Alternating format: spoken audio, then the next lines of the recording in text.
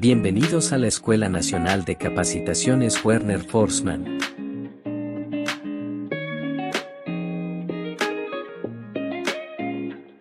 En convenio con Critical Care.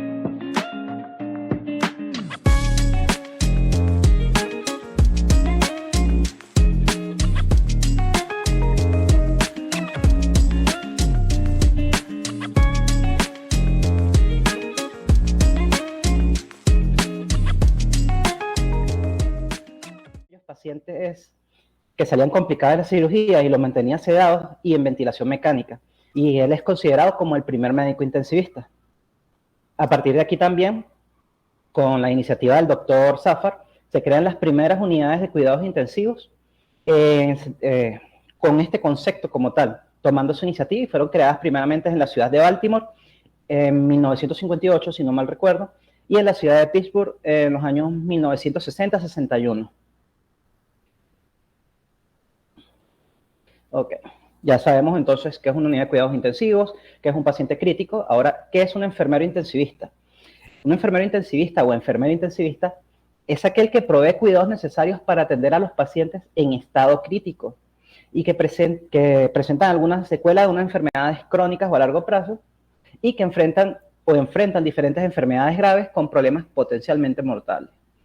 Este enfermero o enfermera intensivista cuenta con conocimientos específicos y especializados para brindar unos cuidados más complejos a los pacientes que tienen unos padecimientos más delicados, los cuales deben atenderse constantemente, una monitorización y un cuidado continuo durante las 24 horas, que se puede prolongar varios días, para monitorizar los avances en su estado y cualquier cambio que pueda afectar su salud en una forma inmediata. Ahora, con referente a la monitorización, aquí tenemos un breve concepto que nos dice que es observar mediante aparatos especiales, unos aparatos médicos o biomédicos que nos permiten, mediante el curso de un lapso de tiempo, observar varios parámetros fisiológicos o de cierta naturaleza para detectar posibles anomalías. Y otro breve concepto es que en medicina es la utilización de monitores para vigilar y controlar parámetros médicos de los pacientes. Esta monitorización siempre la hacemos, no es solo también en el uso de equipos, también se hace de manera manual. Entonces, a partir de aquí separamos o la clasificamos en varias. Tenemos lo que es la monitorización básica. Aquí un breve concepto que nos dice que es el primer escalón en la monitorización de un paciente. Incluye la vigilancia y control de constantes vitales con utilización de un instrumental básico y manual. Aquí también nos dice que puede ser presión arterial no invasiva, pulso y temperatura. También podemos incluir la respiración. Y esta monitorización es paulatina, se da con fracciones de tiempo, no es constante, sino que podemos establecer ciertos patrones horarios para realizarla. Adicional, si subimos de escalón, ya tenemos lo que es la monitorización intermedia. Y esta surge por la necesidad de monitorizar determinados signos vitales con una frecuencia constante, sin que suponga una sobrecarga excesiva de trabajo para el personal de salud, o realizar una monitorización continua debido al estado del paciente. Entonces, a partir de esto, es que nacen los monitores que conocemos actualmente, los cuales realizan de forma automática la medición en unos intervalos programados en el mismo. En vez de nosotros ir cada 2 horas al paciente, cada 4 horas, podemos programar el monitor para que los mida de forma continua o con intervalos programados 5, 10, 15, 30, 1 hora o el tiempo que necesitemos. Los más utilizados son los monitores capaces de medir de forma intermitente y continua presión arterial no invasiva, lo que es la electrocardiografía, oximetría de pulso, frecuencia cardíaca y frecuencia respiratoria. Adicional a esto, también se le pueden añadir unos módulos que puedan medir lo que es la capnografía o el dióxido de carbono o la temperatura. Subiendo un escalón más, tenemos la monitorización avanzada, la cual hace referencia al uso de estos monitores para la elaboración de parámetros que requieren métodos invasivos. Aquí nos mencionan 3 importantes: presión arterial invasiva, presión intracraneal, presión venosa central, y también podríamos añadir ahí lo que es la presión intraabdominal. Okay.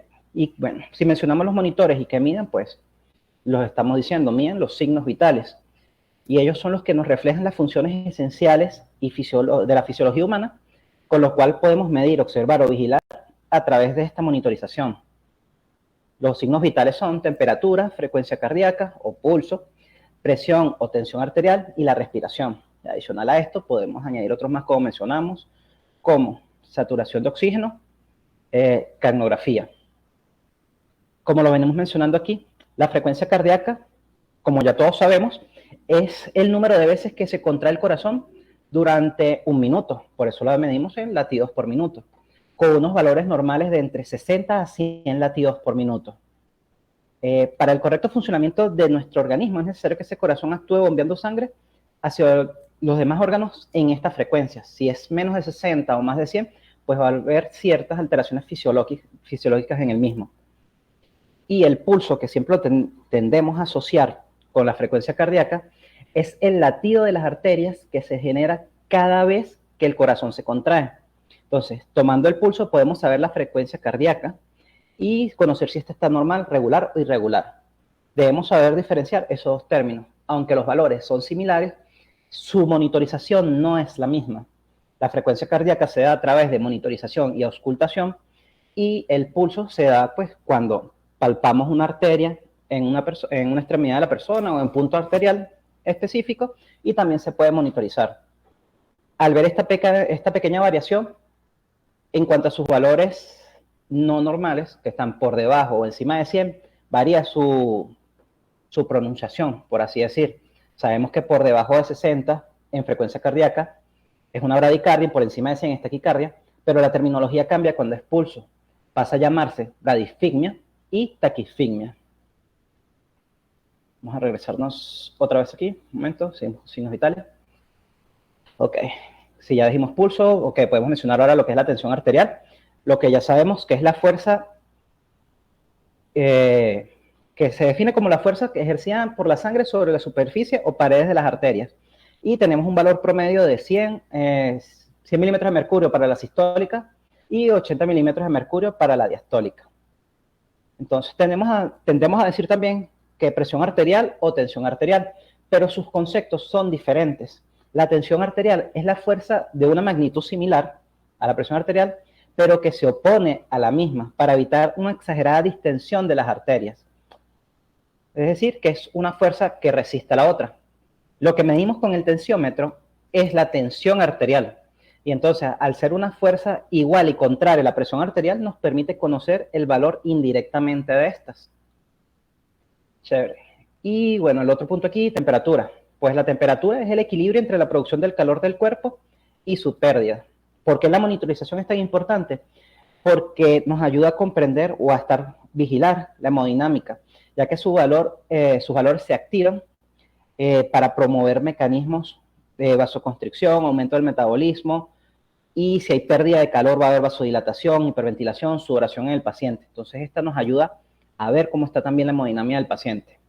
Y la frecuencia respiratoria, entre lo que es la respiración, ya sabemos también que es el número de respiraciones que se realiza en un periodo de 1 minuto.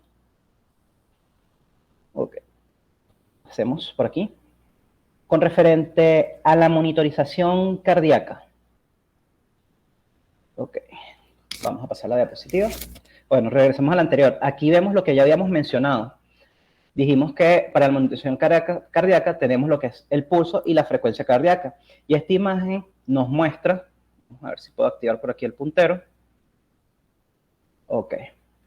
Nos muestra la monitorización del pulso a través de equipos de oximetría o de manera manual, y la monitorización de la frecuencia cardíaca a través de equipos o de forma manual con un estetoscopio. Nuevamente, en cuanto a la monitorización del pulso, de forma manual, pues los diferentes puntos de examinación para la presión, el pulso, a través de las diferentes arterias del cuerpo. La imagen nos muestra algunas principales, pero siendo a nosotros de mayor utilidad lo que son los pulsos radiales, como el cubital y el radial, y el tibial posterior o el del dorsal del pie, ya que si el pulso llega con una fuerza suficiente y un ritmo constante a nivel distal, pues nos indica que se están perfundiendo correctamente todos los órganos. Y también tenemos otros principales, es el pulso carotídeo. ¿Por qué este es uno de los principales a tomar en cuenta, o el principal a tomar en cuenta? Porque es el más cercano al corazón y es el último que se pierde. Si la persona tiene un gasto cardíaco disminuido, una presión arterial baja, este es el último pulso en perderse, antes de que se encuentre una patología más complicada. Hablemos de shock o paradas cardíacas. Pudiésemos no sentir un pulso radial, pero sí un pulso carotídeo. Dado lo que mencioné que el pulso radial, perdón, el distal, es uno de los que más usamos, ya que si el pulso se siente a la distancia, a nivel distal, va a haber una correcta irrigación de los demás órganos. Por eso es que se usa la oximetría de pulso en los dedos, ya que si en el mismo hay una correcta medición de la saturación de oxígeno y del pulso, pues si llega a nivel distal, llega a las demás partes del cuerpo, ya que este es el punto más lejos de nuestro organismo. Con referente a la monitorización cardíaca, debemos conocerla de forma manual para después hablar de lo que es la monitorización con equipos. Cuando vamos a auscultar al paciente para escuchar la frecuencia cardíaca, poder monitorizarla, a ver si hay alguna patología o está normal. Eso es una de las cosas que siempre me gusta indicarle por lo menos a mis estudiantes o a mis compañeros, de que si por lo menos se nos hace complicado aprender algo anormal, alguna patología, por lo menos debemos aprender a reconocer lo normal, ya que cuando estamos en presencia de algo que no nos parece normal, podemos avisar a un especialista de guardia para que se le brinden la atención y cuidados necesarios al paciente. Entonces, cuando hacemos la auscultación de forma manual con un estetoscopio, estos son los puntos que debemos valorar. Debemos ubicarnos a nivel de la caja torácica, en nuestro tórax, e identificar los espacios intercostales. Y así podemos auscultar cada uno de los focos cardíacos. Si vemos en la imagen, pues, si vamos a auscultar a nivel mitral, pues buscamos el quinto espacio intercostal, línea media clavicular. Si vamos a auscultar la válvula tricúspide, cuarto espacio intercostal, a nivel paraesternal. El foco aórtico, segundo espacio intercostal derecho, a nivel paraesternal, y el foco pulmonar, segundo espacio intercostal, a línea paraesternal. Cuando ya tenemos ubicados estos espacios y queremos auscultar al paciente, ¿qué debemos hacer previamente a eso? Tomar en cuenta estos tips para que se nos haga una mejor medición del mismo. Vamos a ver unas preguntas aquí que me están pidiendo el enlace para unirnos por WhatsApp. Ok. Ya vimos cómo localizar el foco cardíaco, dónde debe estar el mismo. ¿Qué debemos hacer también? Calentar el estetoscopio, frotar la membrana. Esto va a impedir que sea de incomodidad para el paciente. Recuerden que trabajamos en áreas frías y si colocamos un metal sobre él, aquí dicen en el texto, me quedé con la imagen de signos vitales. Estoy monitorizando también, como quien dice, la presentación desde mi teléfono y veo que va avanzando las diapositivas, por lo menos en la otra pantalla que yo tengo. No sé si a algún participante se le quedó la pantalla pegada o congelada.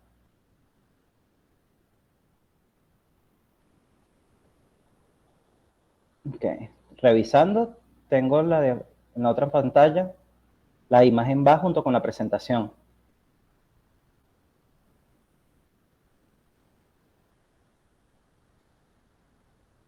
Por favor, a través del chat, las personas confirmen si se está viendo la presentación.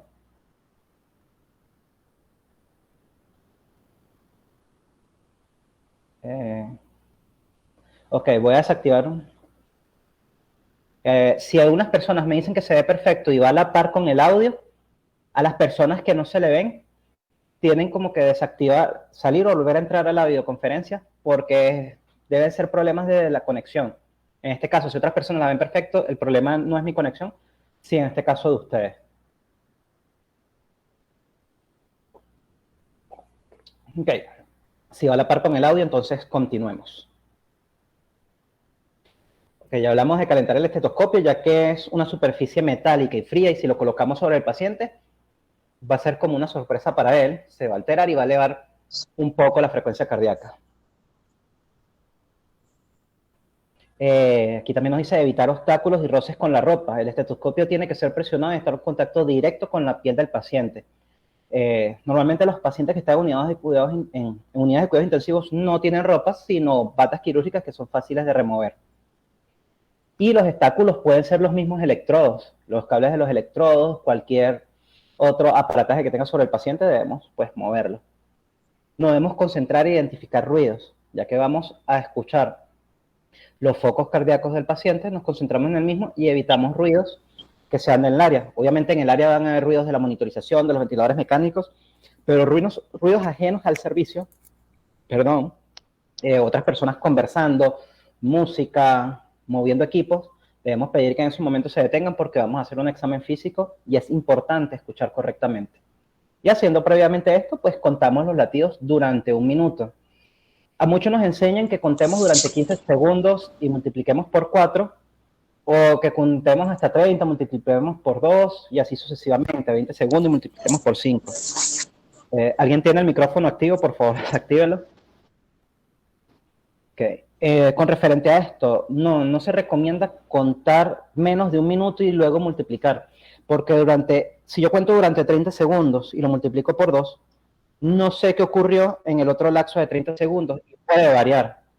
Si hay una extrasístole, por ejemplo, un latido adicional, no me voy a percatar. A lo mejor la persona tenga una extrasístole y la misma ocurra cada 20 segundos. Y si yo escucho nada más sobre 15 y multiplico por 4, nunca me percaté de eso. Entonces, valoremos durante el minuto completo y no multipliquemos. Esto no es un consejo para unidades de cuidados intensivos. Esto es para cualquier momento de que se vaya a valorar a un paciente. Ok. Siguiendo con la monitorización cardíaca, como vieron previamente, mencioné lo que es la Asociación Americana del Corazón y la Comisión Internacional de Electrónica. ¿Por qué mencionó a ellos? La monitorización, a través de equipos de monitorización, valga la redundancia, se hace o la hacemos con unos electrodos que se guían por colores y por letras. Estas letras y colores van a variar según a cómo está configurado el equipo. Si está configurado para Estados Unidos, la Asociación Americana del Corazón, o si está configurado para el resto del mundo con el Comité Internacional de Electrónica, con esta comisión. En el caso de mi país, como hay convenios con países como China, los equipos vienen configurados con la Comisión Internacional de Electrónica, pero hay otros equipos de entes privados que vienen configurados con los colores de la Asociación Americana del Corazón. Esto va a variar según el país, según donde la institución pública o privada traiga sus equipos, varía según la marca y el modelo. Ahorita les explicamos cómo van a ir cada uno según su modelo. Cuando vamos a colocar estos electrodos, ¿qué debemos saber previamente? Debemos saber qué es el triángulo de Einthoven. Aquí un breve texto nos dice que es la formación imaginaria de los 3 límites de las extremidades del cuerpo humano que determinan en un triángulo virtual utilizando la electrocardiografía, formado por 2 hombros y uno de los tobillos, como se ven en las imágenes. Por eso usamos normalmente, por lo mínimo, usamos 3 electrodos para realizar la monitorización. Una persona tiene el micrófono activo, por favor. Formación de 3 límites de las extremidades del cuerpo humano determina un triángulo virtual utilizando en electrocardiografía formado por los 2 hombros y uno en los tobillos.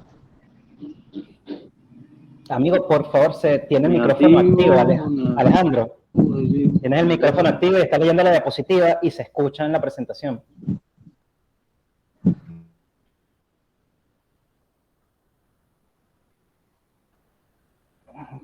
Continuemos. Ok. Cuando nosotros trabajamos con 3 electrodos, los que ya hemos usado equipos de monitorización, podemos ver que en el monitor dice lo que es de 1, de 2 o de 3. También dice ABL, ABF o ABR. Eso quiere decir el punto de vista de donde está viendo cómo pasa la actividad eléctrica en el corazón. Si se dan cuenta, en cada una de las imágenes hay un sobreborde rojo que nos dice cuando va de un lado al otro, es de 1, o de 2, o de 3. Esa es la vista del paso de la actividad eléctrica que va a identificar el monitor y nos las va a evidenciar en una gráfica. Estos 3 puntos, como se ven ahí, pues forman un triángulo equilátero invertido con el corazón en el centro. Y cuando se combinan los voltajes del corazón, pues, y el corazón produce su potencial de acción cardíaca, va a evidenciar estas imágenes en el monitor. Según el lado de actividad que queramos ver, el mismo se ve en el monitor. Okay, esto es otra imagen sobre el mismo.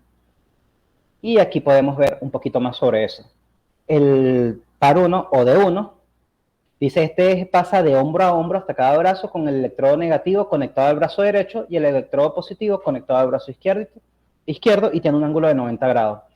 El D2, este eje lleva sobre el brazo derecho el electrodo negativo y la pierna izquierda el electrodo positivo. Y el ángulo tiene una orientación de 60 grados.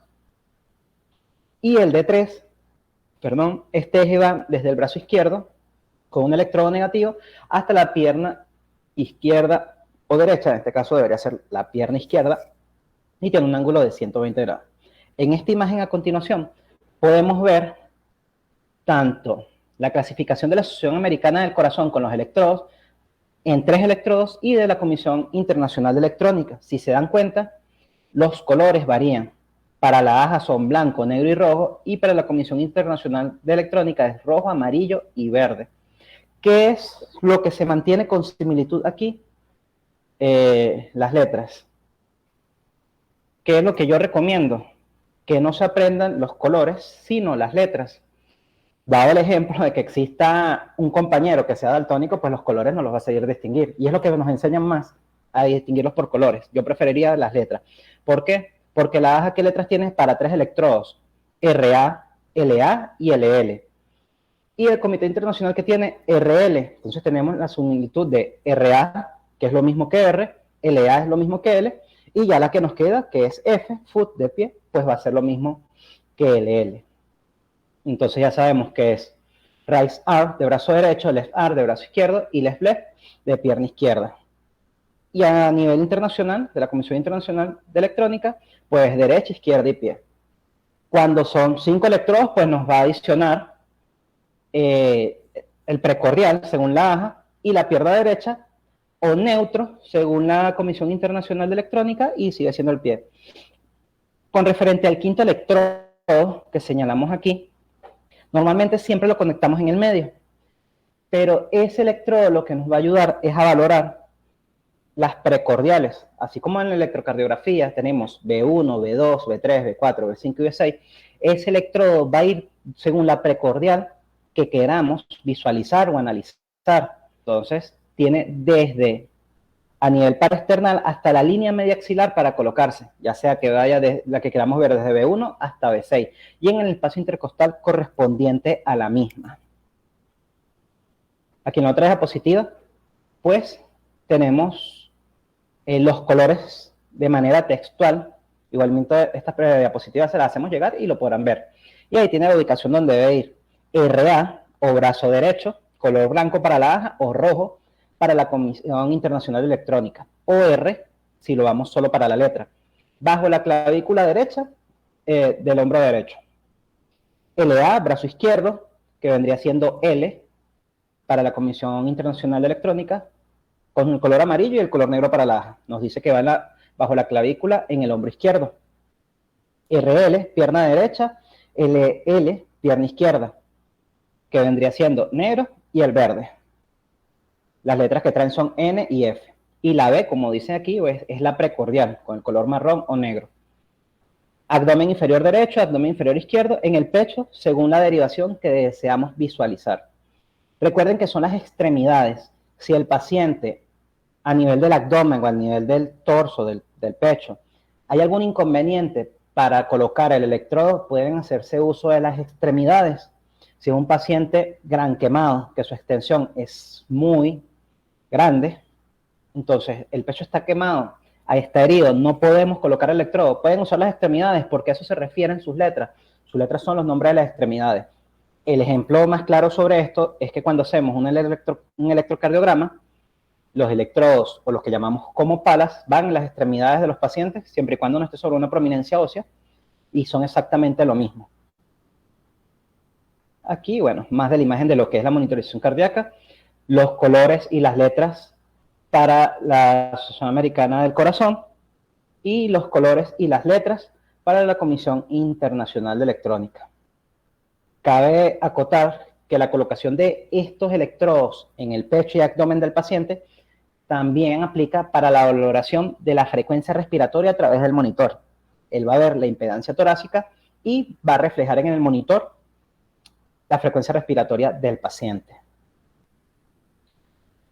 También cuando ya vamos directamente al monitor, recuerden que el monitor nos puede dar pulso y frecuencia cardíaca.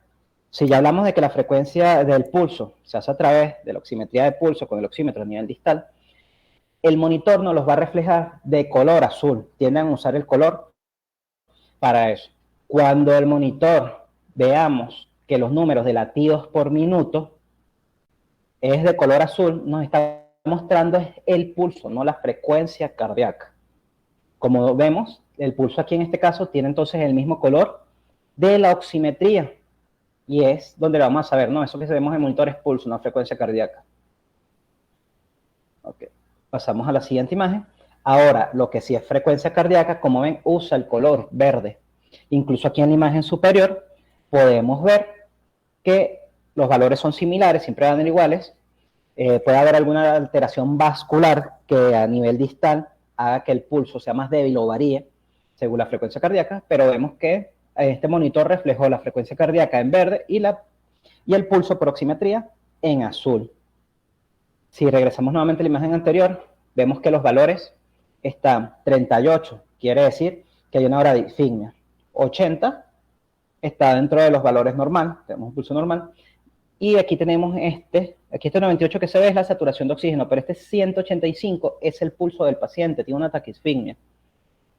Que si lo llevamos a lo que es la frecuencia cardíaca, pues visualizamos entonces que aquí sí el paciente tiene una bradicardia, o tiene una taquicardia, o su ritmo es normal, o por lo menos la frecuencia cardíaca está dentro de los valores normales. Puede tener alguna arritmia, pero los latidos por minuto se encuentran dentro de los valores normales. Aquí, bueno, podemos ver ciertas imágenes de cómo se visualiza la frecuencia cardíaca en el monitor. ¿Qué es lo que diferencia también la valoración de la frecuencia cardíaca del pulso? La frecuencia cardíaca nos puede ayudar a registrar diferentes tipos de arritmias, lo cual el pulso no. Como dije en un principio, debemos por lo menos conocer lo que es algo normal y después, más adelante, con la práctica y el tiempo, pues identificaremos algo patológico, algo anormal. Entonces, a nivel de frecuencia cardíaca, ¿qué es normal? Que el paciente se encuentre, como en esta imagen, un ritmo sinusal. Ok. Podemos, a través del mismo, ver lo que es el complejo QRS, donde podríamos identificar una onda P, una onda Q, una onda RS, y así vamos, el segmento PR, el segmento QT, ST, donde visualicemos todo eso, ¿no? Tenemos un ritmo sinusal. Hay ciertos patrones que hay que valorar en cuanto al tiempo y la amplitud, pero eso ya pertenece a lo que es otra clase, otro taller, lo que es electrocardiografía básica. Pero igual, si reconocemos lo normal, aprendemos a identificar lo que es un ritmo sinusal, cuando vemos algo alterado de eso, ya sabemos que algo está pasando y podemos llamar a alguien con más experiencia o especialista del área. Entonces, también conozcamos lo que es una línea isoeléctrica, que para la frecuencia cardíaca se denomina asistolia. Hemos visto muchas películas que sale la línea de asistolia y llegan con el equipo para desfibrilar y le dan una descarga al paciente, le dan un choque. Eso es totalmente falso. Si el corazón no posee actividad eléctrica, no va a haber nada que desfibrilar o reanimar en ese momento. Los ritmos que debemos identificar para la desfibrilación, y así no sepamos cómo se da la misma, o queramos avisar a las personas que el paciente está en una parada cardíaca con un ritmo desfibrilable y por lo menos traemos los equipos, debemos identificar lo que es una fibrilación ventricular y una taquicardia ventricular sin pulso a nivel del monitor. Fuera de esto, pues, son ritmos no desfibrilables y presenta una parada cardíaca y debemos iniciar lo que son los protocolos de reanimación. Bueno, ambos dos son con protocolos de reanimación, solo que con esto debemos poseer un equipo de desfibrilación a la mano.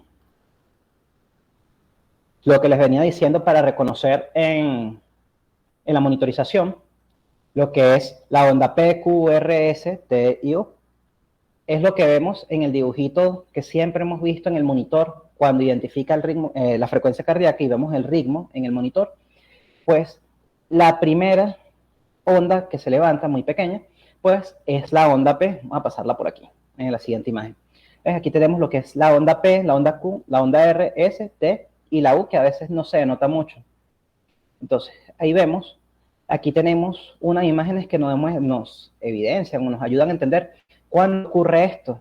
Nos dice que cuando se ocurre la activación de las aurículas es cuando se muestra la onda P en el monitor. Y cuando se activan los ventrículos es cuando se muestra el complejo QRS, que es la onda más alta que vemos en el monitor. Es en el momento cuando el corazón pues empieza a bombear la sangre. Y una onda de recuperación, que es la onda T, cuando los ventrículos se empiezan a llenar antes de iniciar el proceso nuevamente. ¿Ves? Otra imagen nuevamente de lo que ocurre en este proceso, de cuando ocurre la sístole y el corazón bombea la sangre, la sístole auricular y ventricular, y cuando se genera la diástole para generar la precarga y los corazones las cavidades del corazón se puedan llenar de sangre y volver a impulsarla. Aquí vamos a explicar, aunque esto es para otro taller, podemos resumirlo aquí. ¿Alguien nuevamente tiene el micrófono activado? De ventanas y split, lavadoras, congeladores, neveras. Iraida, tienes el micrófono activado y sobre todo como yo tengo audífonos. Okay, como yo tengo audífonos, se hace el ruido muy fuerte. Ok, listo, ya se canceló el audio. Ok, expliquemos aquí brevemente resumido lo que es el ritmo sinusal para por lo menos conocer lo que es lo básico y podrán que nos llame la atención cuando hay algo que no sea normal en un monitor. Nos dice que la onda P es positiva a las derivaciones inferiores, de 2, de 3 y ABF, son las que tenemos a ver en el monitor. También en las precordiales B2 a B6 y negativa en ABR y isofágica en B1. Esto es para la electrocardiografía. En el monitor, cuando vamos a tener nada más 5 derivaciones, de 1, de 2, de 3, ABF, ABL y ABR, esto es lo que tenemos que tener en cuenta, que la onda P debe ser positiva en D2, D3 y ABF. Normalmente los monitores de fábrica o de FAU vienen configurados en D2. Cada onda P debe estar seguida por un complejo QRS, que es lo que vimos aquí, el complejo grande QRS. Y lo podemos ver aquí en la imagen. Y los intervalos RR, la onda más alta de una a otra, deben ser constantes. Como vemos aquí en la imagen, seguimos el punto rojo, ellos son constantes. Eso nos ayuda a decir que es un ritmo sinusal también. El intervalo PR debe ser igual o mayor a 0.12 segundos. Eso ya lo podemos ver cuando imprimimos un papel de electrocardiografía y contamos cada cuadrito y sabemos el valor en tiempo y amplitud de cada uno. La frecuencia cardíaca debe estar entre 60 y 100 latidos por minuto, como mencioné anteriormente, como sus valores normales. Entonces, resumiendo, si se presentó una onda P sinusal, seguida siempre de un complejo QRS, con intervalo PR y frecuencia cardíaca normal, podremos informar que el electrocardiograma está en un ritmo sinusal. O en este caso podemos decir que se evidencia ritmo sinusal a través del monitor y colocamos en el mismo que está conectado con 5 derivaciones o 3 derivaciones. Un momento aquí que personas están pidiendo en WhatsApp el enlace de la presentación. Vamos a pasarle para que se puedan unir. Eso es lo que estaba pensando.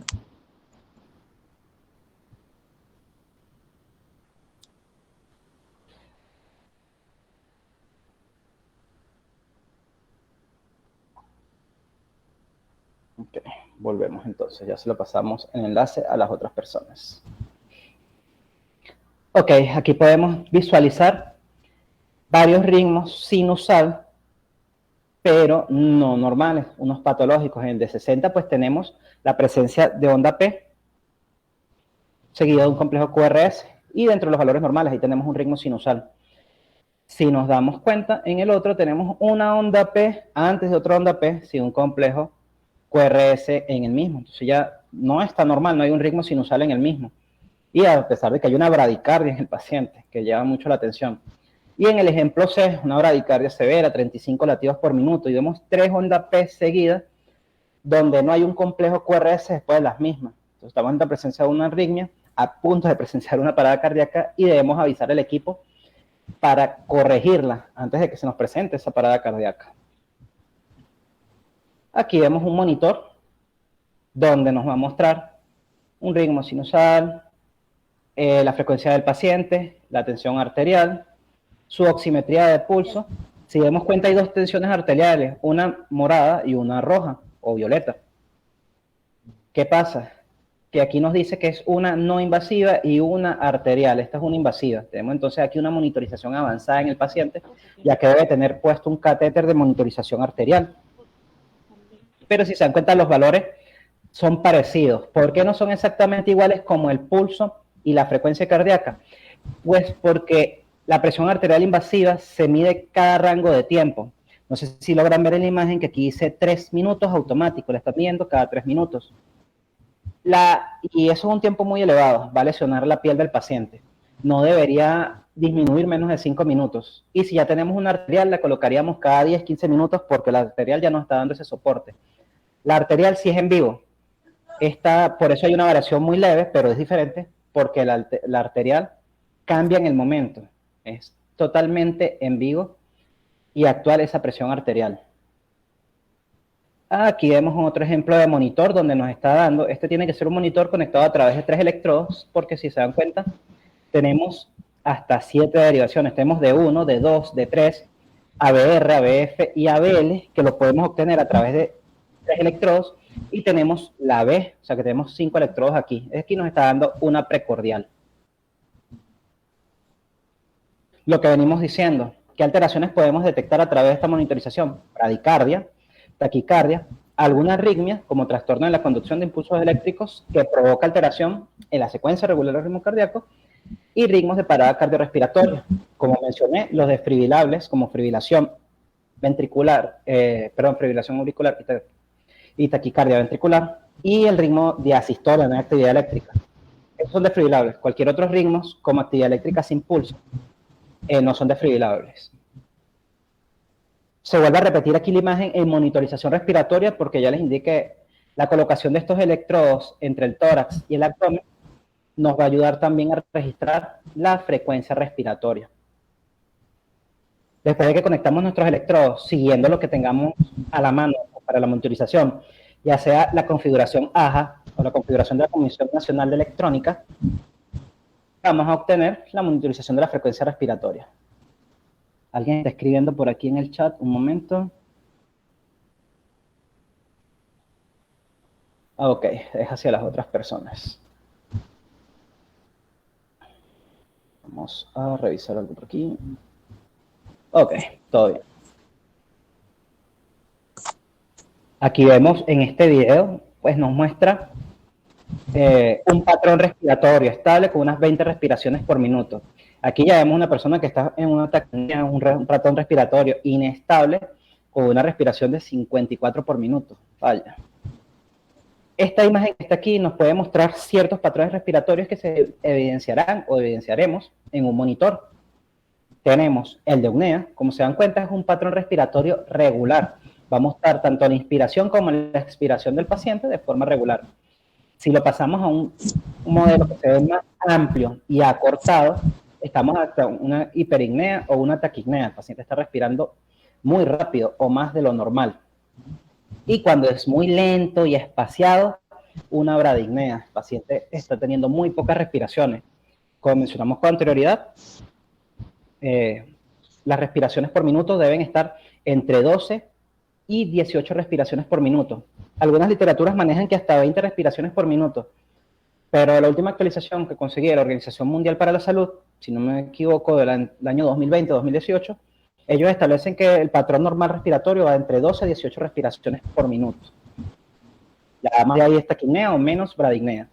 Y cuando se nos muestra una línea isoeléctrica, lo llamaremos apnea. El paciente está apneico, no está respirando. Y aquí nos muestra ciertos patrones respiratorios anormales, donde el centro respiratorio del paciente esté alterado o posiblemente esté sufriendo de una acidosis, esté en una fase de una hiperglicemia, una acidosis en la misma. Un momento. Tenemos la respiración de Chest-Stone, donde el paciente va a respirar muy agitado y de repente se detiene. Esta respiración muy agitada y corta en el paciente, agitado, la de Kussmaul, y la respiración del virus, donde el paciente empieza a respirar muy lento, muy rápido, otra vez muy lento y se detiene. ¿Qué es lo que debemos reconocer nosotros? Por lo menos estas tres normales. Cuando veamos la presencia de unas otras, de estas 3 o de estas 4, avisar, mira, el paciente tiene un ritmo respiratorio anormal, el cual no me agrada. ¿Podría, por favor, chequear qué tiene el paciente? Entonces, podemos chequear lo que es la apnea, donde el paciente está dentro de su patrón respiratorio de 12 a 18, normal y rítmico. La bradipnea está por debajo de 12 y la taquipnea por arriba de 18, que nos sugieren que el paciente se encuentre mal de por completo. En una persona en un estado de relajación, si es deportista, puede respirar menos de 12 por minuto, y una bradipnea de 12, de 10, puede ser normal en el mismo. Y la taquipnea, pues puede ver según el movimiento que está haciendo el paciente, si el paciente presenta dolor, también la misma se va a ver alterada. Con referente a la monitorización de la presión arterial, o la tensión arterial, como la conozcamos, ya dimos diferentes conceptos de que, aunque ambos valores son iguales, su medición es distinta. Tenemos, como todo, la manual y la monitorizada o la automática, la cual, como dijimos, sus valores promedios dentro de lo normal es de 120-80, pueden estar 10 por arriba o 10 por abajo, tanto la sistólica como la diastólica, depende del paciente. Recuerden que eso no es un valor netamente estándar, ya que el paciente puede ser hipotenso, hipertenso, puede tener patologías de base, los cuales nos van a alterar la tensión arterial o la presión arterial del paciente, y se consideraría ese valor normal para él por esa patología de base que tenga el mismo. Ok. Con referente a qué consideraciones para el procedimiento, debemos asegurar siempre que el manguito es del tamaño adecuado de la extremidad. Tenemos muchos brazaletes de diferentes tamaños, desde neonatales hasta adultos, y si la persona es adulta, depende de su grosor o su contextura, y eso va a afectar en la medición. Si el brazalete es muy pequeño, pues no le va a quedar al paciente, y si es muy grande, no va a sellar, ya que él tiene un cierre mágico que se adhiere para mantener la presión y el mismo no se suelte. Y ocurre que si el paciente es muy delgado, no hay manera de que se sujete. Debe comprobar que el monitor se ha seleccionado correctamente el tipo de paciente, neonatal, pediátrico o adulto, ya que en algunos monitores, como dice aquí, determina la presión del inflado. No va a insuflar, no va a mandar el aire. ¿Alguien tiene el micrófono activo? Según la pantalla es Franklin. Ok, ya lo desactivó. La presión que va a mandar el monitor para medir la presión arterial, valga la redundancia, no va a ser igual si está configurado en neonatal o en adulto. Si es en adulto, va a lastimar al paciente pediátrico neonatal, y si la presión es neonatal, no va a ser suficiente para cuantificar en el adulto.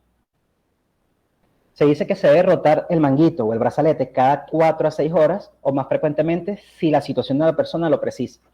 Esa presión que ejerce sobre el tejido tan seguido y en el mismo lugar va a terminar creando lesiones en el paciente, por lo cual él mismo entonces debe rotarse entre las 4 extremidades, tanto inferiores como superiores. Debemos entonces tener en cuenta los lugares donde se puede colocar la misma, donde esté pasando o teniendo en cuenta la anatomía por donde pase la arteria, para poder colocar el mismo, y lo podemos ir rotando. Por costumbre siempre usamos las superiores, pero si el paciente ya tiene lesiones en estas extremidades, sin ningún problema podemos pasar a las extremidades inferiores, teniendo en cuenta de que sus valores pueden variar, ya que se encuentran en una zona más distal del cuerpo. Observar en la zona de aplicación del manguito es temperatura, color, posible aparición de hematomas o lesiones. Por eso debe rotarse, porque podemos ocasionar esas lesiones, y si ya están y no las tomamos en cuenta, las podemos agravar. No realizar mediciones en extremidades con perfusiones intravenosas o con catéteres venosos arteriales, ya que se puede causar un daño tisular, obstrucción de la perfusión y del catéter. Si no tenemos otra opción, lo haremos ahí, pero debemos evitarlo para no causar lesiones, sobre todo en la parte donde está el catéter arterial, pues porque es el que nos está monitorizando la presión arterial y el pulso del paciente, y no sería bueno perder esa monitorización. La monitorización arterial es muy sensible a los movimientos, y entonces el equipo se va a descalibrar y vamos a tener que iniciar nuevamente todo el proceso. Y hasta que podemos perder el catéter, y es un poco engorroso cateterizar esta vía. Incluso algún personal de enfermería no hacen este procedimiento, y hay que llamar al personal médico. Algunos personas de enfermería que trabajamos en unidades de cuidados intensivos y somos especialistas del área, pues sí realizamos el mismo. Ya sea de forma manual o automática, los equipos están compuestos por un brazalete unido a una bomba, un estetoscopio y un manómetro. el estetoscopio y el manómetro lo vamos a ver cuando hacemos la monitorización manual. La automática pues no va a hacer uso del estetoscopio, pero su manómetro, aunque no lo veamos, sí existe y lo vamos a ver reflejado en el monitor. Estos equipos necesitan coordinación, es de difícil uso, y si se tienen problemas visuales o auditivos, o el paciente está realizando algunos movimientos entre las extremidades, va a ser difícil realizar una correcta medición de la misma. Entonces debemos realizarlo, así como la auscultación cardíaca, de una forma tranquila, en un ambiente controlado. Puede ser que el ambiente no se preste para realizarlo de esa manera, pero es lo más idóneo, sobre todo si la vamos a usar de forma manual. Algunos dirán, pero si está conectado al monitor, ¿qué importa que haya ruido en el área? Eso está bien en esa parte, pero hay que tener en cuenta el movimiento y la posición del paciente. Si el paciente se está moviendo mucho, la medida no va a ser precisa. Si lo que es la manguera que va entre el brazalete y el equipo está obstruida, está presionada, está pasando por unas áreas indebidas donde no se conecta directamente bien el equipo, también la medición pues se va a ver alterada. Y bueno, aquí nos dice que cuando estemos listos para tomar la presión, de procurar que el paciente esté tranquilo durante 3 a 5 minutos antes de hacer la medición. ¿A alguien se le volvió a activar el audio? Ok. Esto es lo que siempre nos enseñan cuando vamos a medir la presión arterial de manera manual, de que el paciente se siente, le preguntamos si vino caminando, si estaba corriendo, si toma algún medicamento, que se siente durante 5 minutos antes de tomar la presión.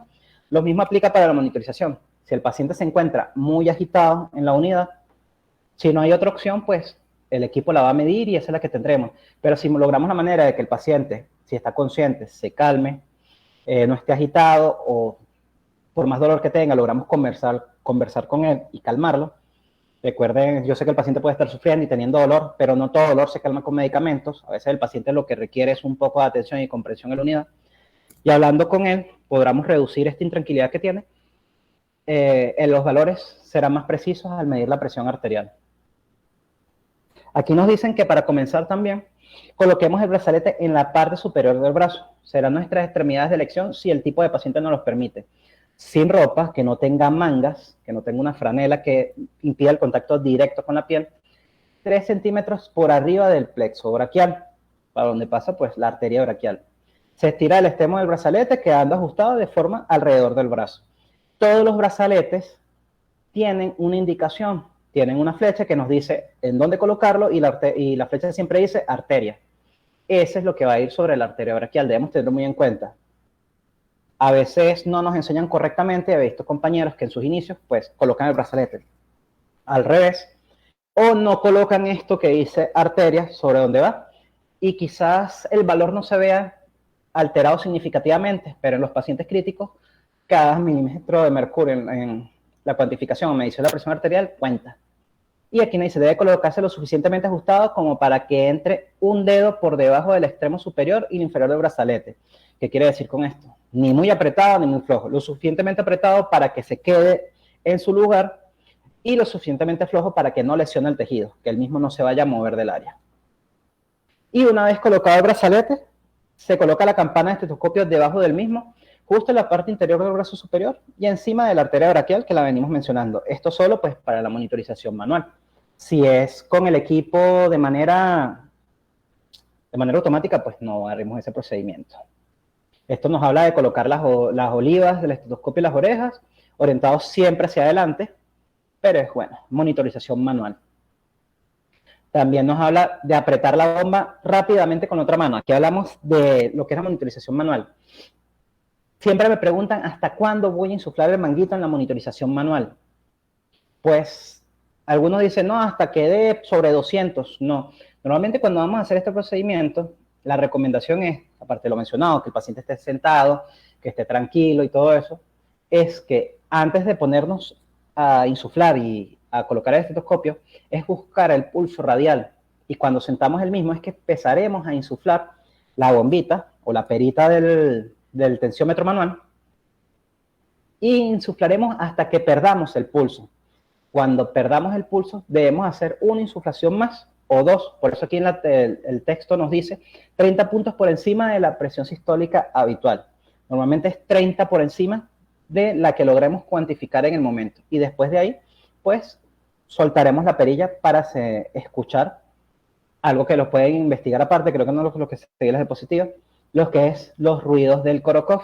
A través de ellos sabremos cuál es la presión arterial sistólica y diastólica.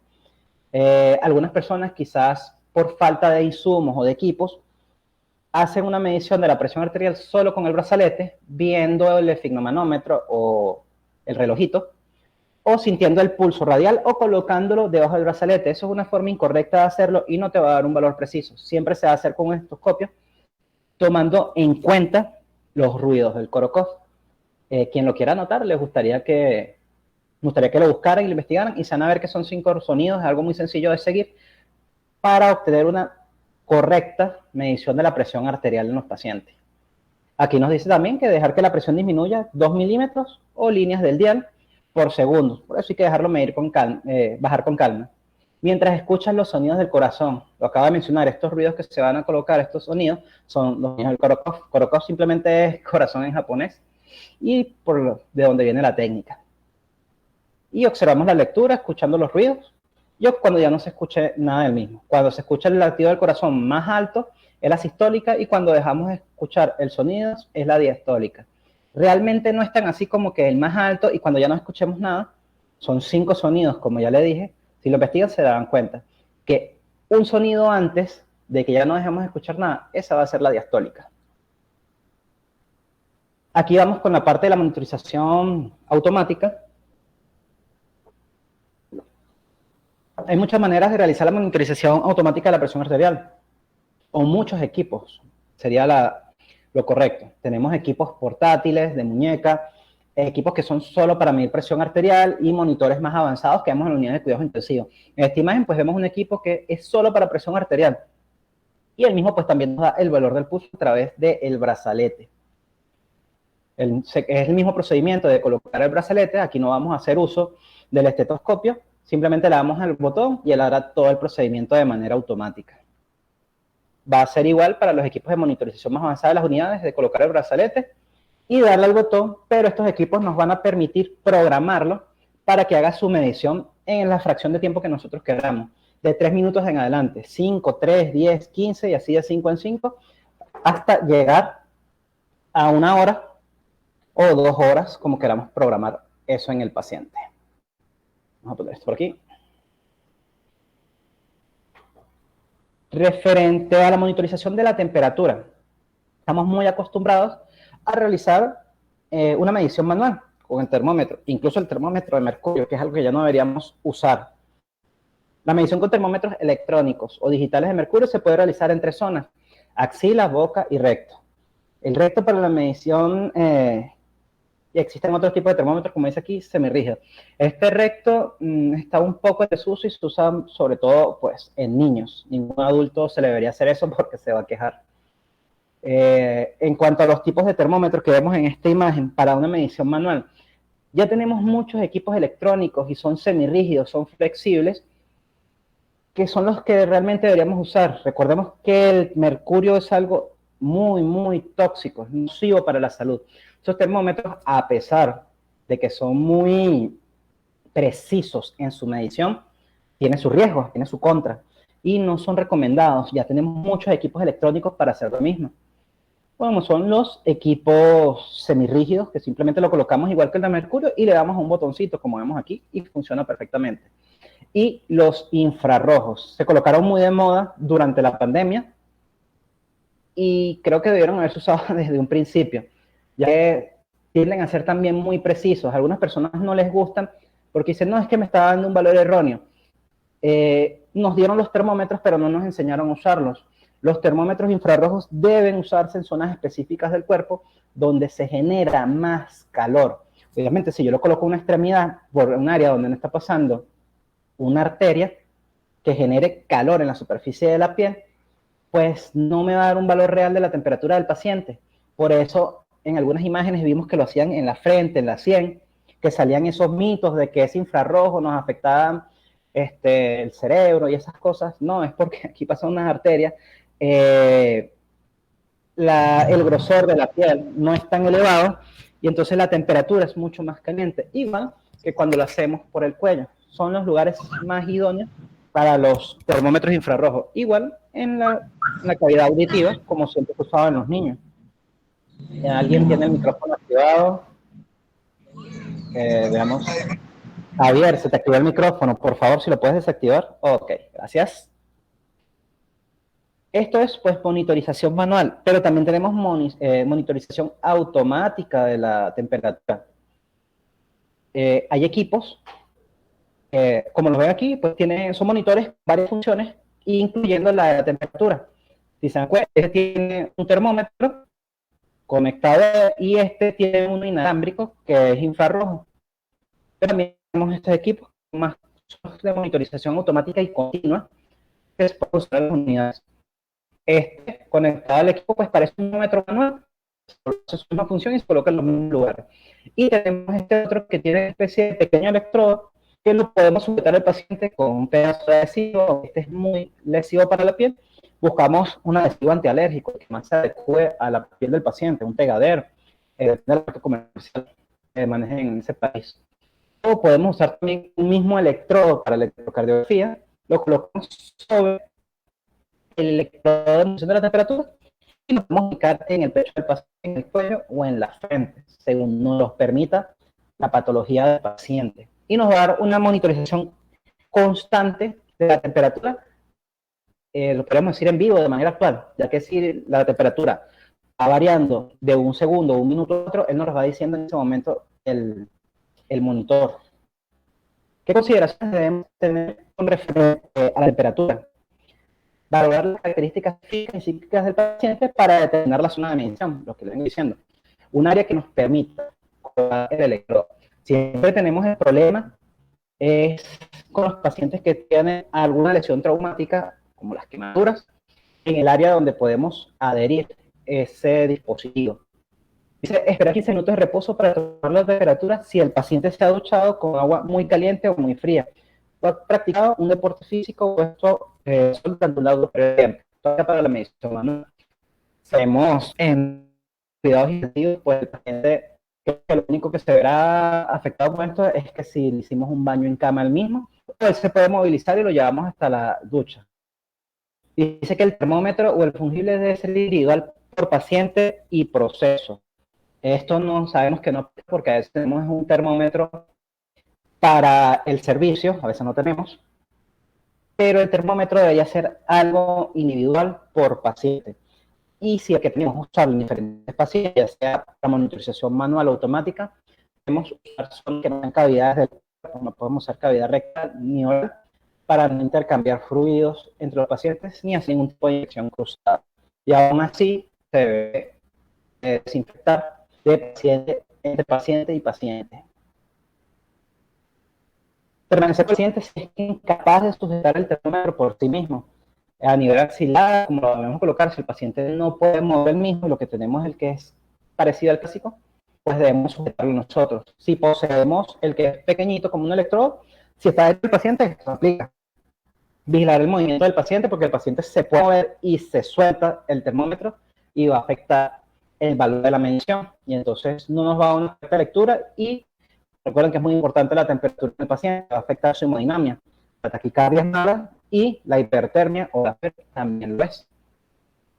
Salir significativamente normal en cualquier extremo de la escala, tomar la temperatura con otro termómetro que se descalibran, se puede dañar. Y bueno, creo que siempre nosotros el tacto, sabemos que el paciente está muy frío, ventila el tacto y a veces no hay intención de vamos a medir la temperatura del paciente. Aunque, y teniendo en cuenta que un paciente en unidades de cuidado intensivo, el control de su temperatura debe ser horaria. En caso de alteraciones en la temperatura, si no existe una pauta descrita, pues comunicamos al médico responsable. Normalmente quedan escritos en las indicaciones médicas qué hacer en caso de una elevación de la temperatura. Si a veces nos colocan medicamentos como acetaminofén, paracetamol, metamizol, en caso de que el paciente tenga una temperatura mayor a 38,5 grados centígrados. Y en casos de hipotermia, pues podemos hacer uso de soluciones calientes, colocándolas alrededor del paciente, de mantas eléctricas o calentadores. Ok, esta es parte del procedimiento para la lectura de la presión arterial, perdón, de la temperatura, cosas que, aunque creamos que no estamos, al llevarlo a la práctica lo conocemos. Ante todo procedimiento, pues debemos siempre identificar al paciente, no solo en este. Unos y manos según protocolo, y sabemos que antes, durante y después de este paciente debemos lavarnos las manos y hacer uso de guantes también entre pacientes. Aquí nos pregunta Edgar, ya que tengo el chat en vivo, puedo responder preguntas. ¿Qué es de cierto que se le debe sumar un grado más cuando se toma la temperatura? Déjame mover aquí un poquito. Axilar. Mira, no te voy a dar una respuesta en base de que una profesora o un compañero me lo haya enseñado. Te voy a dar la respuesta según lo que he leído, que me parece lo más correcto, según la bibliografía. La misma nos dice que debemos hacer la suma de 0,5 al medir o cuantificar la temperatura axilar, pero esto nos habla de los termómetros de mercurio. Cuando haces el uso de un termómetro digital, esto no se hace, pero debes tomar en cuenta el manual del equipo, lo que te diga el fabricante. El fabricante te va a decir, uno siempre debe leer todos los manuales de fabricante de los equipos que va a usar, así como siempre recomiendo que se debe leer el prospecto, los papelitos que vienen dentro de cada medicamento, porque te va a decir mucho sobre ellos, los cuales nos enseñan y nos desmienten ciertos mitos. En el caso de la temperatura, cuando hacemos uso de un equipo electrónico, no se debe sumar. ¿Por qué? Porque ellos ya están programados o configurados para eso, para dar un valor exacto, sin importar el área del cuerpo que se esté usando. Lo que debemos hacer es uso de un área adecuada y una técnica correcta. El mismo equipo, en su manual, te va a decir no sumar o sumar cuando lo uses en tal área. Por eso siempre no es solo lo que nos digan, sino debemos saberlo según el equipo que estemos usando. Espero eso, Edgar, responda a tu duda. Aquí también nos dice comprobar el buen funcionamiento del termómetro. Como les dije, se puede descalibrar. El mismo consejo de los procedimientos nos dice que si es muy anormal la temperatura, probemos otro termómetro. Dice que colocar el bulbo en el centro de la axila, lo que te estaba hablando, de una buena técnica correcta, asegurándose que esté en contacto del paciente y aproximar el brazo al tronco y cruzar el antebrazo en el tórax para que el mismo no se mueva. Durante el uso del termómetro infrarrojo, según la zona y la distancia, se obtienen diferentes lecturas de temperatura. ¿Cuál zona corporal recomienda usted? Lo que mencioné hace rato con el infrarrojo. Hay unos que vienen configurados netamente para el pabellón auricular, para usarlos en el oído. Los vemos en los niños en pediatría. Los de pistolita que se vieron muy común ahorita, lo que pasa es que también hay muchas marcas genéricas, para no decir otra palabra, que su medición no es muy precisa, pero debemos usar los lugares más cercanos a una arteria. Entonces nos recomiendan la 100. Si ustedes se tocan aquí en la frente, sienten que es un área muy caliente, hay un grosor muy pequeño de la piel hacia los tejidos internos y por ahí pasa la arteria y es un área más caliente que yo tocarme el brazo. Y también en las laterales del cuello, son áreas más calientes. Esto sí es algo como que nos han enseñado, incluso lo dicen los libros cuando vamos a ver o a sentir la temperatura con el tacto, que nos dicen vamos a usar el dorso de la mano sobre el paciente para saber si está febril o no el tacto. ¿Qué áreas nos indican? Las literaturas o las guías nos dicen que no lo hagamos sobre el brazo. ¿Dónde nos dice que lo hagamos? Sobre la frente del paciente o en el cuello del mismo o en el pecho. Son las áreas donde debería usarse el termómetro infrarrojo. En cuanto a la distancia, no es netamente pegado. Aquí volvemos a la parte de que hay que leer el instructivo del equipo según tu marca, que te va a decir hasta cuánta distancia es efectivo el mismo. Ya que según la marca te va a decir, ellos hacen sus pruebas de cuánto es lo más cercano y lo más lejos que puedes usar este termómetro infrarrojo del paciente. Debemos seguir las guías del mismo. Pero son unos 10-15 centímetros de distancia promedio para todos los equipos. Durante la variación de la cifra tensional, recomienda usted tomar en ambos brazos, ya que algunos pacientes hipertensos tienen variación mayor a 20 milímetros de mercurio en cada brazo. Sí, sí se puede hacer. Recuerda que aquí mismo tú lo estás diciendo, pacientes hipertensos. Eso quiere decir que el paciente ya tiene una patología de base. Entonces, y la hipertensión puede dar patologías a nivel vascular. Sabemos que por ahí viene alguna patología, las arterias, arteriosclerosis, aterosclerosis, endurecimiento, acumulación de lípidos, plaquetas en las arterias y no es igual como esté ambos brazos y va a haber esa variación. Siempre nos van a decir pues que del lado izquierdo, ya que está más cerca del corazón. Pero si hay diferencias entre los brazos, pues podemos usar diferentes. Incluso hacer la medición varias veces en unos intervalos de tiempo, hacerla 3 mediciones con un intervalo de 10 minutos cada una.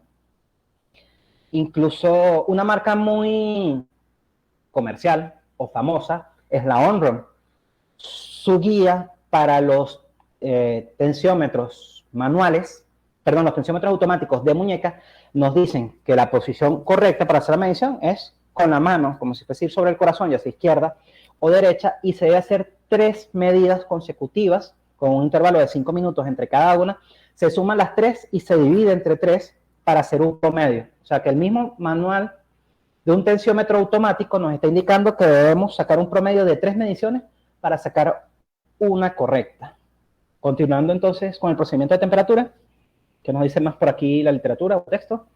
Retirar el termómetro y realizar la lectura sosteniéndolo por el extremo opuesto al bulbo. Esto es solo para lo manual. Si es automático, pues lo vamos a ver en el monitor. Y si es automático de esos pequeñitos, que también como si fuese como manual, nos vemos el número.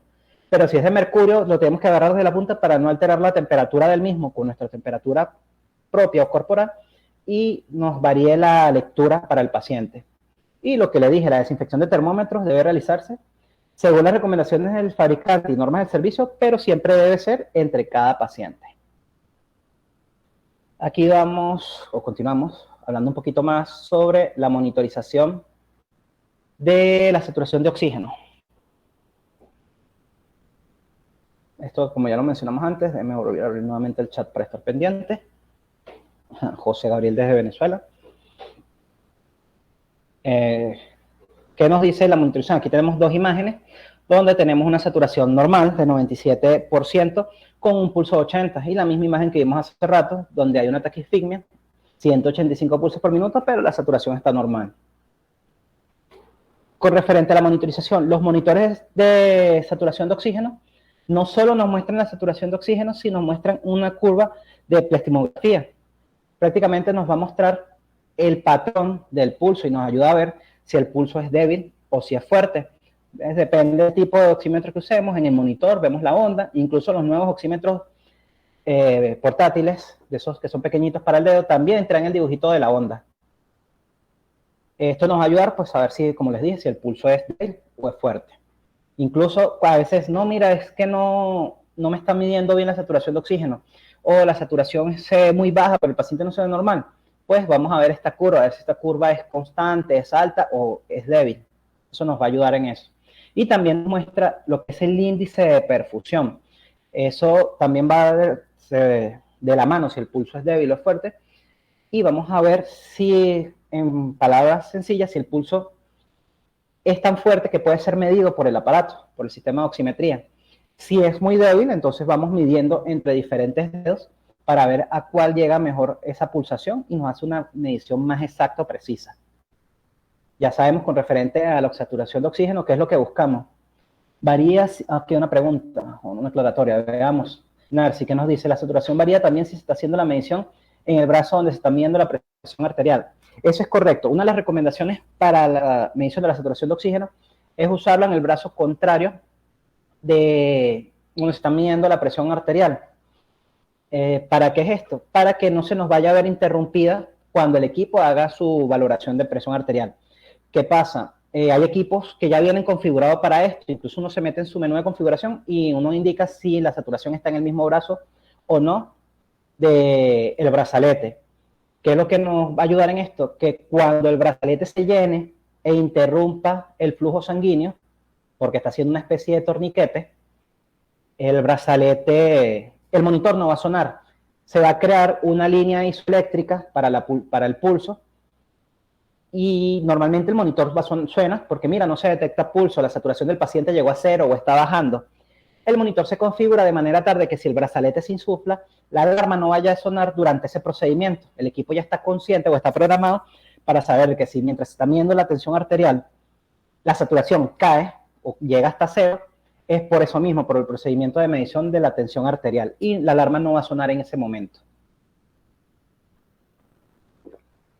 Aquí hablando nuevamente de la saturación de oxígeno, vemos los valores normales, lo que es una saturación normal, hipoxia leve, hipoxia moderada, hipoxia grave. Aquí sabremos cuándo se le debe administrar oxígeno al paciente, qué equipos debemos hacer uso, a cuántos litros por minuto. Recuerden que tenemos cánulas nasales, mascarillas simples, mascarillas con bolsas reservorios, inhalatorias y no, oxigenación de alto flujo con sistemas Venturi. Eso, todo el uso de ese equipo se determina a través de estos valores de saturación de oxígeno. Veamos por aquí, es importante que se observe la onda plastimográfica, ya que muchas veces refleja un valor que indica que está desaturado el paciente, pero es importante correlacionar. Efectivamente, Sergio, lo que dije hace rato, incluso vamos a pasar la imagen y aquí la vemos. Tenemos que ver que haya una señal normal, porque vamos a ver un paciente desaturado en una hipoxia grave con menos de 85%, pero la onda dice baja perfusión. ¿Qué quiere decir eso? Que no está llegando bien la perfusión hasta esa extremidad. Y el paciente realmente sí está bien saturado, solo que va a haber algo que está interfiriendo con esa señal que la hemos identificado en la curva plastimográfica. Incluso vemos aquí una imagen que dice artefacto en movimiento, o sea, el paciente se está moviendo y por eso pues baja la saturación. O interferencia en la señal, el equipo está dañado, a veces el cable se daña porque se pisa o se presiona con articulaciones de la cama y se rompe y no nos damos cuenta y pensamos que es el paciente y es el equipo que está malo. Todo hay que revisarlo. Cuando suenan las alarmas tenemos que buscar la causa. Claro, previamente nosotros vemos el paciente, que es lo que más nos importa, pero si vemos que todo está bien en el paciente, empezamos a buscar causas ajenas al mismo para ver por qué esas alarmas suenan. ¿Cuál dedo es más recomendado para cuantificar la saturación de oxígeno y qué miembro, superior o inferior? El miembro superior es más cómodo y el dedo medio. No voy a hacer el gesto a través de la cámara, pero el dedo medio, leí unos estudios durante la pandemia, las cosas que me ponía a leer para saber cómo atender mejor a los pacientes con COVID, y decía que el dedo medio como que es el que estaba más vascularizado y mostraba un mejor índice de perfusión y nos ayudaba a cuantificar correctamente la saturación de oxígeno. Ya sabemos igualmente que las uñas deben estar sin pintura o esmalte en el caso de las mujeres, que es más común, para que ese infrarrojo, ese yodo infrarrojo que pasa a través de él, lo lea perfectamente. Hace poco también leí un estudio sobre que, y viene también de los pacientes COVID, de que las personas con un tono de piel más oscuro, la saturación baja, pues como eso es una onda de infrarrojo que pasa a través del lecho ungual y nuestra uña, si la piel es más oscura, ese yodo infrarrojo tarda más en pasar, o le es más difícil pasar de un lado a otro y que el sensor lo capte. Entonces, antes de alterarnos o nos haga una señal de alerta, la variación en la saturación en una persona que su tono de piel sea más oscuro, hay que tomar en cuenta esto también. Un momentico por aquí. Déjenme responder este mensaje que están pidiendo el enlace. Algo tarde, pero ya empezó.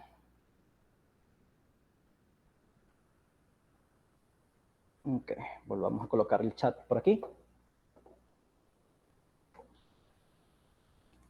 Pasamos la imagen. Pues aquí nos habla nuevamente, ya lo mencionamos, el índice de perfusión. Refleja el tono vasomotor periférico. Ya va, disculpen, antes de llegar aquí, nos decía cuál es más recomendable, miembro inferior o miembro superior. La saturación de oxígeno se puede medir en cualquier parte del cuerpo.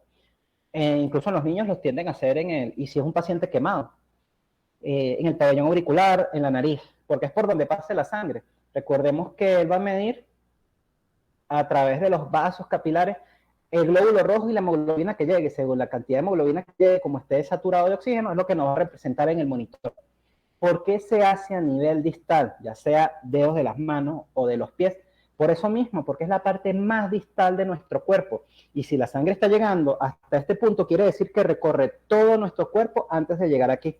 Pero si nos vemos imposibilitados de usar las extremidades, podemos usar otra parte del cuerpo donde podamos hacer uso de la parte donde está el receptor y el infrarrojo. Por eso es pabellón auricular y nariz, porque nos permite hacer ese movimiento de pisa que hacemos en los dedos.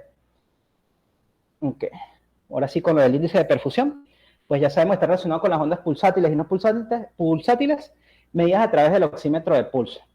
¿Ves? Aquí hay una imagen muy sencilla de que nos muestra la luz de una vascularidad y nos dice, pues una vascularidad que está muy cerrada y muy débil, o el pulso se encuentra muy débil, el índice de perfusión baja. Pero en una que está más abierta, o el pulso es más fuerte, el índice de perfusión es más alto. Esto nos ayuda también a ubicar, cuando vemos el número variante en el monitor, cuál dedo usar en la extremidad, porque aunque el dedo medio es el más recomendado, podemos hacer uso de donde nos dé el índice de perfusión más elevado. Aquí nos dice también que el punto del cuerpo en el que se consigue el valor del índice de perfusión más alto es el mejor para detectar los parámetros de saturación de oxígeno. Pues es lo que les acabo de decir. ¿Qué consideraciones tener en cuenta con referente a la valoración de la saturación de oxígeno? Evitar colocar el transductor en una extremidad con un catéter arterial. ¿Por qué? Pues ese catéter va a reducir el flujo sanguíneo, no por completo, pero sí un poco, hacia la extremidad y puede alterar en algunos números este valor. Cuidar el estado del sensor y limpiar concienzudamente después de cada servicio. Esto no es un material desechable, es algo que se reutiliza entre paciente y paciente. Debemos tratarlo con cariño, no dejarlo caer. Hay que desinfectarlo porque se usa entre paciente y paciente, pero es un sensor delicado, hay que tratarlo con cuidado. Aquí lo dije hace rato, evitar dedos que estén pintados, con pinta uñas, la uña, y asegurar que el emisor y el detector de la luz estén enfrentados y que la luz atraviese el tejido correctamente. Ya lo mencioné, si lo vamos a usar en otra parte porque las extremidades del paciente están comprometidas, que ellos se vayan a encontrar entre sí, normalmente la punta de la nariz o el pabellón auricular. Asegurar que haya un flujo pulsátil en la zona de la complicación y que no tenga un movimiento excesivo. Ya vemos que eso hace un artefacto en la curva plasmitográfica. Y intentar la rotación de ubicación del sensor cada cierto tiempo. Eso también aprieta y a largo plazo va a causar una incomodidad en la extremidad del paciente y hay que irlo rotando cada cierto tiempo. El procedimiento es muy sencillo. Elegir una zona que esté vascularizada, preferiblemente los dedos de las manos, con la piel limpia e íntegra. Siempre y cuando nos permita, si el paciente tiene una lesión, quemaduras, yeso, inmovilizaciones, clavos, cualquier cosa que impida colocarlo, debemos buscar otras áreas. En casos de mala perfusión, hipotermia, hipotensión, se buscarán zonas más centrales. Por eso les dije que se puede usar el lóbulo de la oreja o el pabellón auditivo, el pabellón auricular, incluso la punta de la nariz. Sí se ve comprometida las extremidades de la persona. La piel debe ser limpiada y colocar el sensor de forma adecuada, enfrentando ambos diodos, lo que es el que emite la luz y el que la recibe, el receptor. Esas son las monitorizaciones más básicas de los pacientes, que se dan en UCI. Lo que se ve es que se dan de forma continua y estamos al tanto, minuto a minuto, de la hemodinámica del paciente, pero se puede dar en cualquier otro servicio. Adicional a esto, una de las cosas también que se le hace al paciente crítico, algunas guías dicen que ya está en desuso, depende de las patologías que estén afectando las presiones internas del paciente, pero se hace también medición de la presión venosa central. Esta dice pues que corresponde a la presión sanguínea a nivel de la aurícula derecha y la vena cava superior derecha, determinada por el volumen de sangre, tono vascular, estado volémico y eficacia del bombeo cardíaco del paciente. Aquí podemos decir que los valores por debajo de lo normal podrían indicar un descenso de la volemia del paciente y entonces este necesita o tiene la necesidad de administrar líquidos o cristaloides, y los valores por encima de lo normal nos indican que hay un aumento en la volemia. Este paciente pues, probablemente esté sobrehidratado, falla renal, entre otras causas.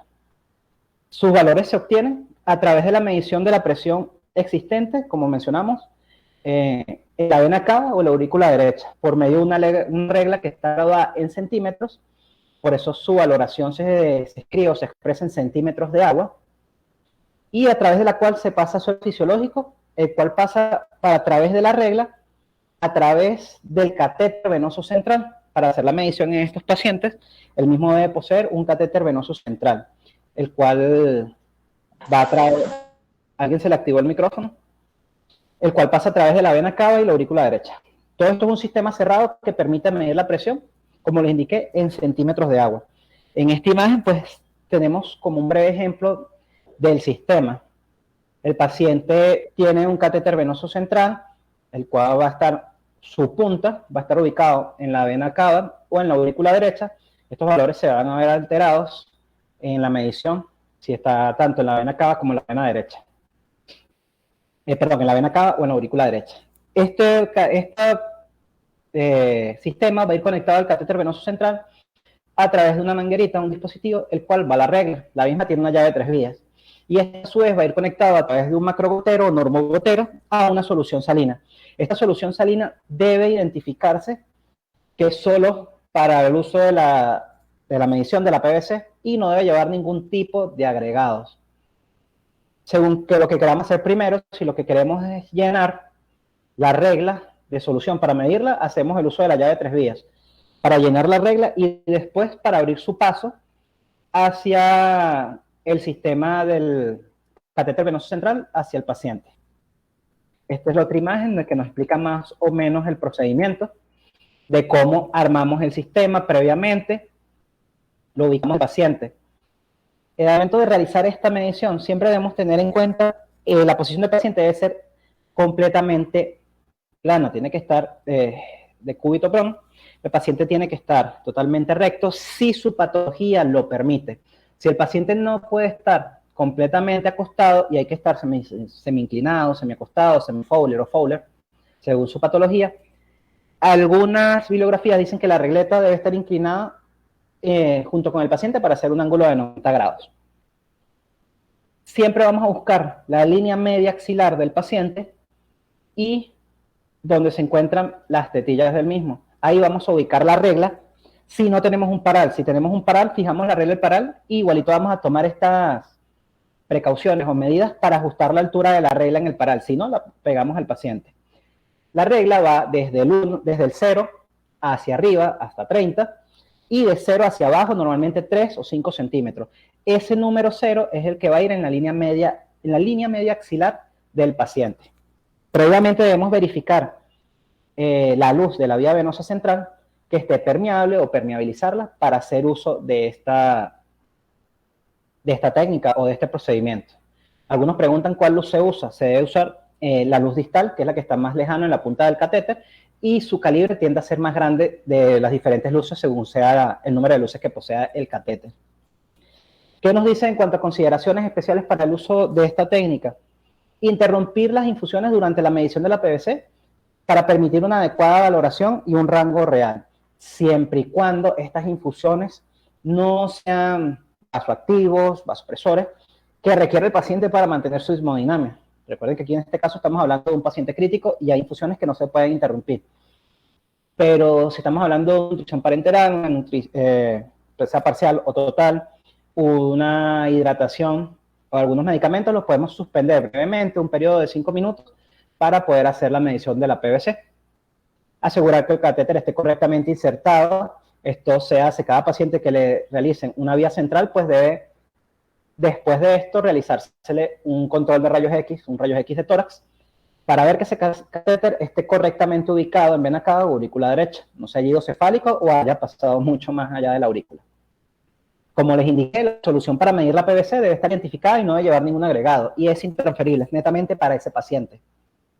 Si la solución de la regla desciende de una forma muy rápida y sin fluctuaciones, o sea, baja, ella tiene que fluctuar poco a poco, porque es como si fuera con la respiración o los latidos del paciente. Si baja de una forma muy rápida, hay que revisar que no haya unas fugas. Puede ocurrir que se haya desconectado alguna parte del macrogotero de la línea, la revisamos. Se debe considerar el PIC, lo que es la presión parcial al final de la expiración, cuando los pacientes están conectados a ventilación mecánica, cuando tenemos un PIC superior, alguien me escribió, pero creo que está pidiendo el enlace. Ok, están pidiendo el costo del certificado. Ahorita explico eso al final, solo aplica en mi caso para Venezuela. Ya continuamos y explicamos eso. Cuando estamos hablando si el paciente está en PIC con ventilación mecánica, cuando tiene un PIC superior a 5, debe restársele, ya que estamos aumentando la presión en la cavidad torácica del paciente y eso influye en la presión venosa central. Si está por debajo de 5, que ya es algo considerado como fisiológico, no debemos restar nada, ni tomarlo en ese momento en consideración con la medición de la PVC. Nuevamente repito, si tiene un PIC superior a 5, tiene 6, 7 y más adelante, o superior, perdón, ahí se le va a restar a la medición de la PVC para tener un valor estimado al real. Y pues los pacientes que tienen estos indudablemente llevan un control de líquidos o balance hídrico. antes de culminar esta parte sobre monitorización, algo que me agrada siempre mostrar para los pacientes críticos, aquí nos dice Sergio, es importante verificar la ubicación del catéter para que la PVC sea más fidedigna. Por supuesto, Sergio. Esa es la parte que menciona aquí. Asegurar que el catéter esté correctamente insertado previa rayos X. Un control de rayos X de tórax después de la colocación del catéter central nos va a ayudar a saber que ese catéter esté correctamente ubicado en la aurícula derecha o en la vena cava. Okay. Como les iba a hablar, lo que es la escala CPOP, esta escala a mí siempre me gusta que las personas la tomen en cuenta para los pacientes que se encuentran bajo ventilación mecánica y sobre todo sedados o relajados, los cuales no puedan expresar su incomodidad de dolor. Esta es, como dice, es una escala de observación y cuidados críticos en el dolor, una herramienta para lo mismo, los cuales a través de la expresión facial, movimiento de los miembros, tensión muscular, adaptación al ventilador y la vocalización, nos van a ayudar a predecir o entender si el paciente tiene dolor, ya que él no lo puede expresar. ¿Qué nos dice con referente a expresión facial? Si está relajado, tenso o hace muecas como de dolor, ahí le vamos dando su valor de 0 a 1. Con referente a los movimientos de los miembros, no realiza movimientos, hace movimientos de protección o agitación, igual. Todos los valores son de 0 a 2. Su tensión muscular, si está relajado, tenso o muy rígido, igual es 0, 1 y 2. Ya, Eugenio, estás preguntando algo, ya te lo respondo, vamos a terminar aquí. Si el paciente está bien adaptado al ventilador, tose, pero tolera la ventilación o lucha contra el ventilador, ahí tenemos la medición de 0 a 2. Y si vocaliza, en este caso el paciente pues no está intubado, habla normal, hace suspiros, gemidos, gritos o sollozos, nos da. Esta escala pues nos va a dar valores de 0 a 8 y ahí vamos a estimar si el dolor ha permanecido, si ha disminuido, si reaparece. Nos va a dar una estimación de cómo va mejorando o empeorando el dolor al paciente para poder ayudar a tratar el mismo. Es algo muy bueno a tenerlo en cuenta, ya que hay pacientes que no pueden expresarse y nosotros somos, por lo menos del lado de enfermería, somos la cara del paciente cuando ellos no pueden expresar su angustia o dolor y nosotros debemos cuidarlo. Eugenio, tú me preguntas, saludos, una PIB por encima de 5 centímetros de agua solo debe restar el valor que está por encima de 5, es decir, si tiene 8 solo se restan 3, ya que 5 se considera fisiológico. Si consigues la fuente, lo puedes mandar por el chat, ya que después de esta hay otra ponencia. Hasta donde recuerdo, yo tengo por ahí mi librito de cuidados críticos, que es el que siempre he leído. Incluso hace poco adquirí una versión más actualizada. El mismo dice que el PIB se debe restar completo, no solo lo que está por encima de 5. Entiendo exactamente eso, que de 5 para abajo se considera fisiológico. Pero, ¿cuáles son los valores de esta escala? Terminamos aquí con lo de Eugenio. Les puedo hacer llegar la imagen luego. Se llama Cuidados Críticos de Enfermería. Así sencillo se llama el libro, solo que tendrías que hacerle llegar el autor o ver la portada. Como te decía, en cuanto al PIB, si está por encima de 5 se restaría todo el valor. Pero si hay alguna actualización más reciente, otro libro o bibliografía que indica una nueva normotécnica, no hay ningún problema. Si la haces llegar por el chat, todos estamos para aprender aquí. Y así yo aprendería algo más actualizado y enseñaría algo más actual en otras ponencias o a otros estudiantes a los cuales le doy clase. ¿Cuáles son los valores de esta escala? De la escala CPOP son de 0 al 8.